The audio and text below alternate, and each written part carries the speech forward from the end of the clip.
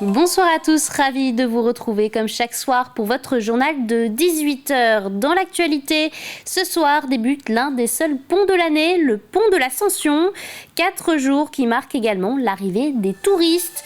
Et ce week-end s'annonce plutôt chargé pour les professionnels du secteur. Alors, comment se prépare-t-il? Quelles sont les tendances cette année? Élément de réponse dans ce reportage de Pierre Dalicieux. Ce gérant de gîte, ici la Grange à Mémé, et d'hébergements insolites comme ses tentes bivouac, se prépare car ce week-end s'annonce chargé.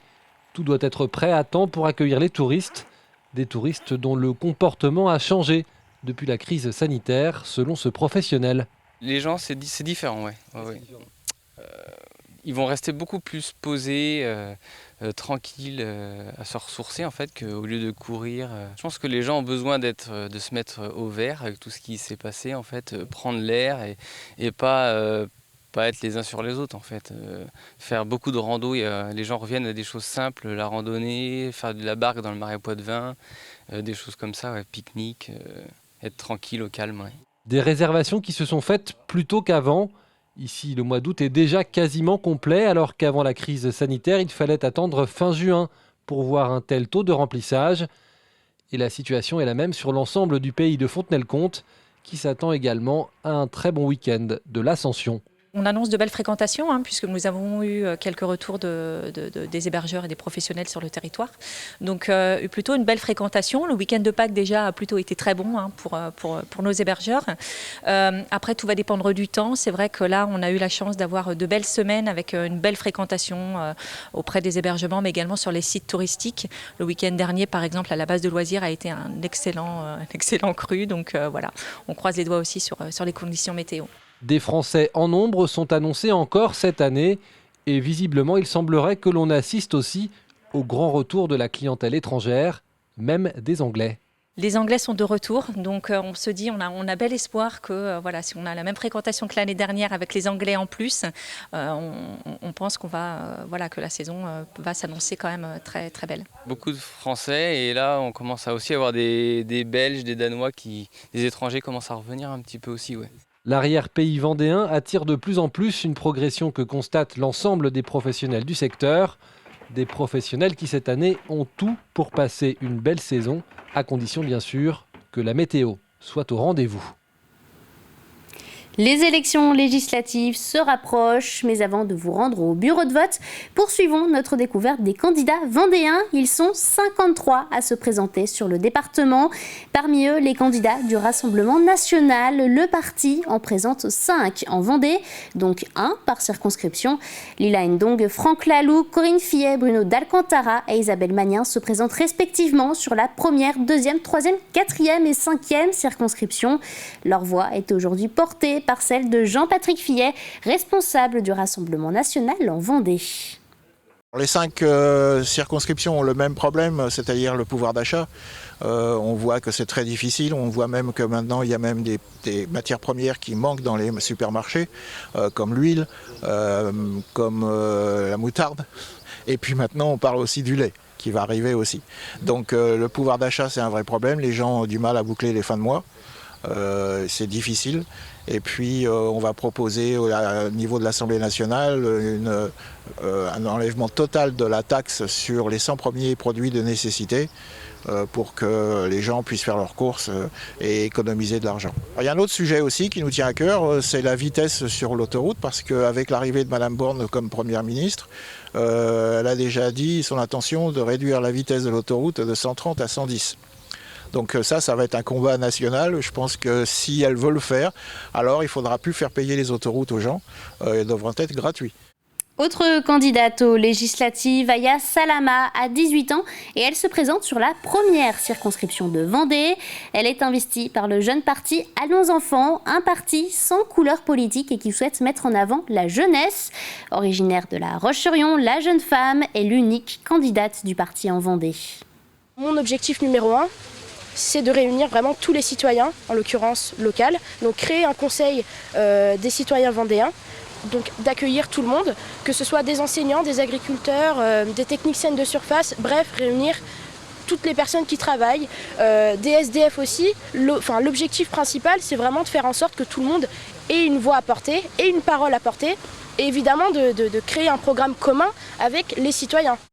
Les élections législatives, nous vous en parlons depuis déjà quelques semaines, à peine 2 mois après l'élection présidentielle. Elles sont tout aussi importantes. Mais comment ça marche exactement? Pour qui vote-t-on? À quoi ces élections servent-elles très concrètement? Pour tout comprendre, j'accueille sur ce plateau Aurélien Luard. Bonjour Aurélien. Bonjour Alexia. Alors déjà, pour rappel, qui sommes-nous appelés à élire les 12 et 19 juin prochains? Alors ces élections législatives vont permettre de désigner les 577 députés de l'Assemblée nationale. Ils et elles vont être élus pour un mandat de 5 ans. Ce seront les députés de la 16e législature de la 5e République.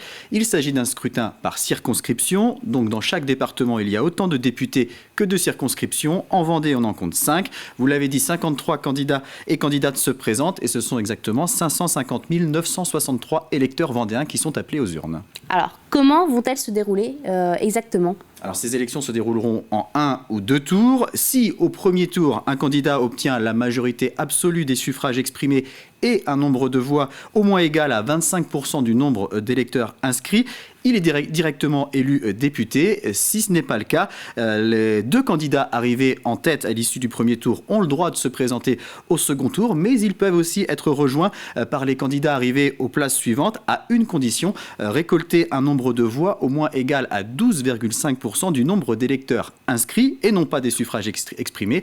On peut donc se retrouver à 2, 3, voire 4 candidats au second tour. Et lors de ce second tour, le candidat ou la candidate qui recueille le plus grand nombre de voix est élu. À noter pour la petite histoire une règle, mais qui s'applique dans un cas vraiment exceptionnel. En cas d'égalité, c'est la personne la plus âgée qui est élue. C'est vraiment très rare, en effet. Et vous parliez tout à l'heure d'un scrutin par circonscription. Comment elle se découpe en Vendée? Alors, comme je disais, la Vendée compte 5 circonscriptions qui épousent plus ou moins les territoires des cantons, mais avec quelques modifications tout de même. À la suite du redécoupage en 2014, les circonscriptions ne sont plus composées uniquement de cantons entiers. Nous avons donc la première circonscription avec les cantons de Challans, d'Esnay et de La Roche-sur-Yon-Nord, auquel il faut retirer la commune de Landronde, qui, elle, se trouve dans la deuxième circonscription. La deuxième circonscription qui comprend donc Landronde, mais aussi le canton de Chantonnay, celui de Mareuil-sur-Lay-Dissay, excepté la commune de l'Aiguillon-sur-Mer qui elle est dans la 5e circonscription, le canton de La Roche-Sud et celui de Talmont-Saint-Hilaire, auquel il faut retirer l'île d'Olonne, Sainte-Foy et Véret qui sont dans la 3e circonscription. La 3e circonscription composée des cantons de l'Île-Dieu, des Sables-d'Olonne, de Saint-Hilaire-de-Riez et de Saint-Jean-de-Mont. Dans la 4e, on retrouve les cantons des Herbiers, de Montaigu et de Mortagne-sur-Sèvre, auxquels on ajoute la commune du Boupère. Et puis enfin, la 5e circonscription avec les cantons de la Châtaigneraie, de Fontenay-le-Comte et de Luçon, plus, comme je le disais, la commune de l'Aiguillon-sur-Mer. Et donc 53 candidats et candidates qui se présentent, 12 dans la première circonscription, 13 dans la deuxième, c'est celle qui en compte le plus, 8 candidats dans la 3e circonscription, 10 dans la 4e et 10 également dans la 5e. Merci Aurélien pour tous ces éclairages. Et je le rappelle, les élections législatives se tiendront les dimanches 12 et 19 juin prochains. Quittons la politique pour nous rendre maintenant dans le sud Vendée, à Mouzeuil-Saint-Martin. Là-bas, la déchetterie vient de changer de visage puisque c'est devenu une recyclerie végétale tenue par le SICODEM, le syndicat qui gère les déchets dans le sud Vendée. Cet espace permettra d'y déposer ces déchets verts pour qu'ils soient broyés et ensuite réutilisés pour le jardin. En expérience à Mouzeuil-Saint-Martin, le concept devrait s'étendre sur tout le territoire couvert par le SICODEM s'il est concluant. L'importance pour nous, c'est que les déchets deviennent exclusivement une ressource pour que les gens puissent réutiliser la matière. Et qu'on ne soit plus obligé d'aller l'enfouir ou de la transporter par ailleurs, et que les gens puissent repartir avec cette ressource, cette nouvelle ressource, et pour pailler leur jardin, pour emmener l'engrais dans leur jardin, tout ça, avec tout un système de broyage et de compost sur ce secteur. Et on poursuit au Sables-d'Olonne avec le lancement de la Vendée Va. Jusque samedi, la ville se pare des couleurs de la Polynésie pour célébrer sa culture et ses coutumes. Organisé par l'association Sapovaille, l'événement propose une course de pirogue polynésienne, mais pas seulement. La Vendée Va, c'est aussi des animations. Au total, plus d'une 50aine sont prévues pour cette 11e édition. Pour en savoir plus sur le programme des jours à venir, on retrouve Colline Davy aux côtés de l'organisateur. Je me trouve actuellement devant le village polynésien de la Vendéva et je suis avec monsieur Denis Rémy. Bonjour. Donc Bonjour. Vous êtes l'organisateur de ce grand événement. Est-ce que vous pouvez raconter un peu ce qu'on trouve autour de nous? Alors, il y a 2 points forts. Il y a une course et il y a surtout en parallèle tout un côté animation. Pourquoi animation? Parce que c'est le moment ou jamais de se rapprocher de la culture polynésienne et pour bien connaître tout ce qui se passe, la prière, les départs, les arrivées, il est important de connaître les bases. Okay. Et donc ces bases-là, on les trouve sur ce village. Qu'est-ce qu'il y a dans les stands exactement? Alors sur les stands, il y a la possibilité de découvrir l'art polynésien. Il y a des bijoux, il y a des cadeaux, il y a des fleurs, il y a la restauration. Tout ce qui tourne autour de la culture polynésienne est mis en place ici.